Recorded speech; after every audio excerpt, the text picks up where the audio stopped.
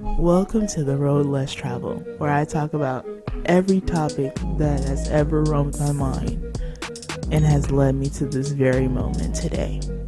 Please join me. I'm glad you can make it to another TRLT episode. I thought I'd share this little moment I had as I was walking around my park. Sometimes I get a little vulnerable when I see like little bugs or just my 15-year-old self comes out. I captured a trail of ants and I said, "Hi, ants. They look so pretty," because I love seeing a family come together to do a service for each other. So I was like super excited. It was kind of overly excited and it was kind of weird for other people to see. But a lady was behind me and started laughing at my commentary, which I thought was funny too. I expected her to laugh, okay, because I was really talking to the ants. It just came out. What it really reminded me of was all of you. This brings me to the title of this episode, The Power in Physical Activity. What does it mean to be physically active? Is it about going to work out weekly, or is it all about making choices in your life so that you can move forward? Well, don't you think it's both? Every decision that you make leads to great ventures, and especially internal growth. At least that's what it has done for me. It might be different for you. Moving myself out of situations that were devastating to someone outside looking in was the best thing I could have done in my life. Moving away from groups that kept me stagnant in life. When you make the first choice, you must physically get up and go. You put your bag on your stick together and you take a leap of faith into your new beginning. I remember one time I was sitting around my best friend's family. And the thing about her family is they can't help but tell me about my essence. I was sitting there, and my best friend and I were talking, and her dad just came up and started praising me. He just felt called to tell me something, and he did. He said, "You grabbed whatever you could in your old reality, and you walked the mountain all by yourself." I love figurative language. First off, the conversation that me and my best friend were having was not about my personal evolution, but he was just genuinely proud of me that he intercepted our conversation and said how happy he was to have me in their life, that I brought joy to their lives and I inspire them every day. I learned that sometimes a leap of faith out of something hard and transitioning into new discoveries is all it takes to push you forward. When you are thinking about what life could be, if you were in a healthy space and you actually make the moves to do that, it is so much more rewarding. I challenge you to make the first move, whether it be to advance your life. Somehow you have to put on your running shoes. You have to believe that someone is cheering you on and that someone in the stands was an old version of you, that they are proud of you, that they are yelling your name. Even if there's no one cheering for you in your external world, you have to be the first person to cheer yourself on. Being physically active in all walks of life takes a shift in perspective to see that there is a road that you can walk down, and that no matter which direction you head in, you will always be going the right way. The road is supposed to feel expansive and also challenging. The simple act of running never gets easy, but one way to help you be successful in your mile run or however long you want to run for is by having really supportive shoes. The shoes that you choose to run in will wear and tear, so sometimes you'll need to replace them. Yes, I'm speaking figuratively. They are meant to support you on your journey. The farther you run, the stronger you get. The power inside of you starts to extend outward, and you feel unstoppable because not only are you running, but you're in control. That's the first step in physical activity, making the right choices that best align with who you are. And I know I've mentioned this before, but it is so significant to your journey that you are actively becoming new again. Take a look around and see if there's something in your life that can be moved or shifted, and finally you can begin.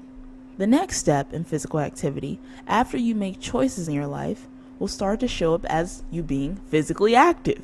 You will notice that you'll be called to start exercising your right to move. In the last episode, exercise is a form of mindfulness and it keeps you interconnected. The more you exercise, the more negative stagnative energy you would start to release. Now, I always say this, but do what best fits your physical needs. Remember, just because the next person is exercising more days a week than you are does not mean you need to produce that kind of energy. Please go at your own pace and step with your own energetic flow. The one thing that I knew about energy, even before I started really knowing about chakras, is that people rub off on people. The more you hang around people, the more you capture what it is they are naturally going through. I started to develop health issues that I thought were quote unquote hereditary, but it was just an energetic cord that needed to be cut. Sometimes when people need you to know that they exist and are asking for your help, they send you parts of themselves that need healing. Sometimes it's a negative attachment, so don't be fooled. Their fear of fixing it themselves is relatively more powerful than anything. Yes, you can have medical issues, but think about it. Where did it come from?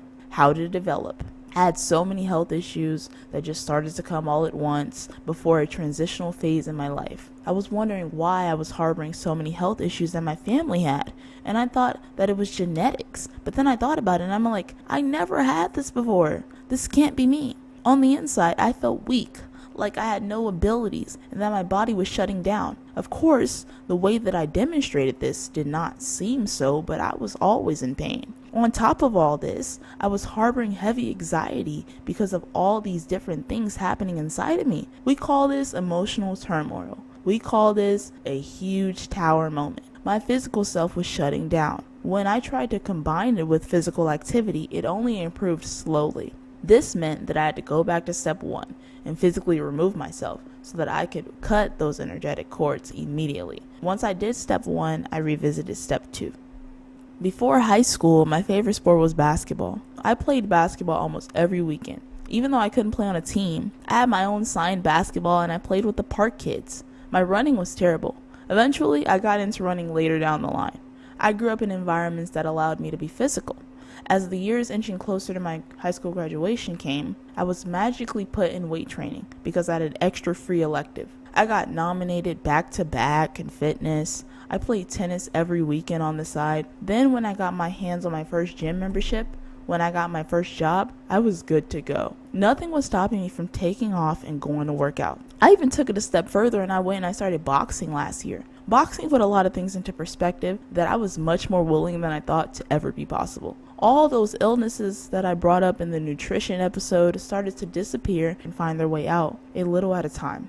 Please listen to the nutrition episode because there is another factor at play here. I thought I'd add this part if you really want to know how I got my chakras balanced just by being physically active. I have tried all of these at some point in my life and still continue to incorporate most of them. If you like talking about chakras, then here's a good part for you, so you can learn which exercises best fits your chakra points in your body that need more attention for you. Any form of exercise is good, but I'll break down the different types and their role in aiding our chakra system. We have cardio, weight training, yoga, swimming, and the power in stretching our body. You want to learn to increase your speed so you have no trouble moving in life and open up your body to allow air to flow through. Cardio workouts mean you value love in your heart for all things. If you notice you do a lot of cardio, then you are focused on capturing love. This is the reason cardio is used to aid the heart chakra.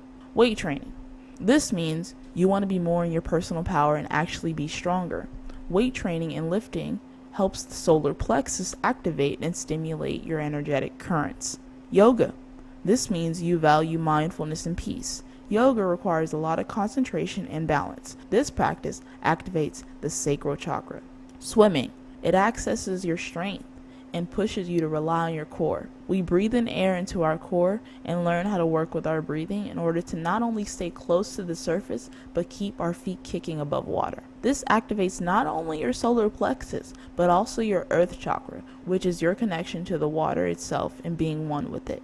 If you don't know how to swim, then at least learn how to float. The last one is stretching. It helps you regulate natural energy flow and keeps you feeling more grounded in your body. It opens up all 7 main chakras. I recommend stretching at least 4 to 5 times a week, full body, or 10 minutes a day if you like routine, just simply tackling certain areas. I want to end this by saying movement starts when you make the choice, and it takes someone willing. I'll catch you in the next one.